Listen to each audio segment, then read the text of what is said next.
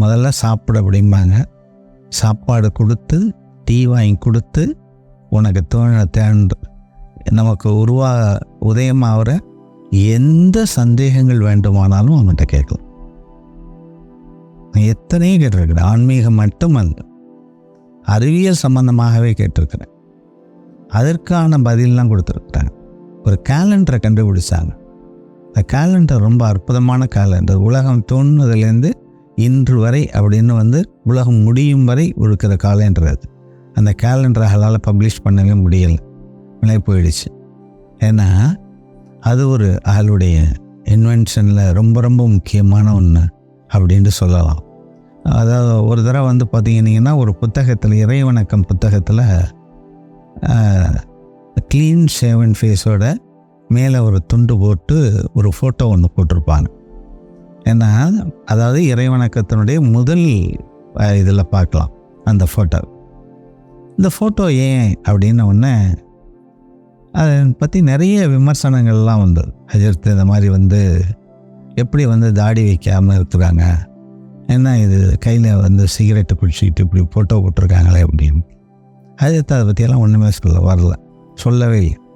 ஆனால் அது ஏன் போட்டாங்கங்கிறதுக்கு ஒரு காரணம் இருக்குது. அதாவது ஹஜ்ரத் பேரில் உள்ள ஒருத்தர் பார்த்தீங்கன்னா ஒரு MABTH, அதாவது அப்துல் வஹாப் MABTHன்னா அவர் ஒரு பெரிய முஸ்லீம் லீக் பேச்சாளர். அவர்கிட்ட போய் ஒருத்தர் கேட்டிருக்காரு. அவர் ஹஜ்ரத்துக்கும் தெரிந்தவர். போய் என்ன கேட்டிருக்காரு, நீங்கள் தானே இந்த புத்தகங்களெல்லாம் எழுதுனீங்க அப்படின்னா. ஹஜ்ரத் எழுதுன, அதாவது ஹஜ்ரத்து கிட்டத்தட்ட 1942 45 அப்புறம்லேருந்து எழுதுகிறாங்க. 50லேருந்துலாம் புத்தகங்கள் வெளிவரும். அந்த புத்தகங்களையெல்லாம் காமிச்சு நீங்கள் தானே எழுதுனீங்கன்னொன்னே அவர் ஆமான்றார்.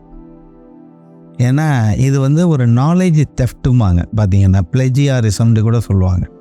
இது இன்னொருத்தவங்க எழுதுனதை பேர் ஒன்றா இருந்துச்சுங்கிறதுக்காக வேண்டி இது நான் தான் செஞ்சேன்ட்டு. அப்போ ஹஜ்ரத்திட்ட அவர் சொல்கிறார், இந்த பார்த்தீங்களா MABTH இவ்வளோ அற்புதமாக புக்கு எழுதியிருக்காருன்னொன்னே ஹஜ்ரத்துக்கு கோபம் வந்தது. அதுக்கப்புறம் என்ன பண்ணுறாங்க, வேகமாக 1980 81 இறைவணக்கம் எழுத ஆரம்பிக்கிறாங்க. அந்த இறைவணக்கம் எழுதும் பொழுது நான் கிட்ட உட்காந்து பார்த்தேன். எப்படின்னீங்கன்னா, இல்லை கடிதம் கூட நம்மளால் அப்படியெல்லாம் எழுத முடியாது. கடிதத்தை கூட அந்த மாதிரிலாம் எழுத முடியாது. அவ்வளவு மொழிபெயர்ப்புங்கிறது நான் அசந்து போனேன். அந்த வியந்தான் அந்த மாதிரி ஒரு மொழிபெயர்ப்பு பண்ண முடியுமா? ஒரு பக்கம் இஹா உலுமுதீன் கிதாப் இருக்கும், ஒரு பக்கம் பார்த்தீங்கன்னா எழுதிக்கிட்டு இருப்பான். இது எந்த அடித்தல் திருத்தலும் இருக்காது. நீட்டாக பேஜாக எழுதி கையில் கொடுத்து படிச்சுப்பார் அப்படிம்பாங்க. படித்து பார்த்தோன்னா ஃப்ளோ எப்படி இருக்குன்னு கேட்பாங்க. ஃப்ளோ நல்லா இருக்குதா, அற்புதமாக இருக்குது அப்படின்னோடனே சரி அப்படின்னு பிரிண்ட் பண்ணி அந்த புத்தகம் வெளிவரும் பொழுது என்ன பண்ணாங்க, தன்னுடைய ஃபோட்டோவை போட்டு, ஏன்னா இவரால் யார், இந்த முஸ்லீம் லீக்கில் இருந்த ஒருவரால் இந்த சொன்னதுனால நான் தான் இந்த புத்தகங்களை எல்லாம் எழுதியவர் அப்படின்னு புத்தகம் போட்டு அந்த ஃபோட்டோ போட்டு ஹஜ்ரத் சொல்ல வேண்டிய வேலை வந்தது. ஒன்று. ரெண்டாவது பார்த்தீங்கன்னா, இந்த புத்தகம் வெளிவரும் பொழுது 1983 84 வெளிவரும் பொழுது காரைக்காலில் ஒரு பொதுக்கூட்டம் நடக்குது. அந்த பொதுக்கூட்டத்தில் அப்துல் சமதும் கலைஞரும் கலந்து கொள்கிறாங்க. அதாவது கலைஞர் கருணாநிதியும் அப்துல் சமதும் பேசுகிறாங்க. அப்போ பேசும் பொழுது ஜஃபர்லா ஹஜ்ரத்திட்ட பார்க்க வர்றாப்புல. ஹஜ்ரத் என்ன பண்ணுறாங்க, கவிஞர் ஜஃபர்லாட்ட 3 புத்தகங்களை எடுத்து ஜஃபர்லா கையில் கொடுத்து, இதை கொண்டு போய் அப்துல் சமதுகிட்ட கொடுத்துரு அப்படின்னு கொடுத்து வர்றாங்க. இந்த புத்தகத்தை வாங்கிட்டு போன ஜஃபர்லா என்ன பண்ணுறாரு, அப்துல் சமதுகிட்ட மேடையில் இருக்கும் பொழுதே கொடுக்குறாரு. மேடையில் இருக்கும் பொழுது கொடுக்கும் பொழுது ஏன்னா அப்துல் சமது வாங்கி பார்க்கும் பொழுது கலைஞர் அந்த புத்தகத்தை வாங்கி பார்க்குறார். வாங்கி பார்த்தவொடனே இறைவனத்தை வாங்கி தனக்கு முன்னால் பேசிக்கிட்டு இருந்தவங்கெல்லாம் இருக்கும் பொழுதே படிக்கிறார்.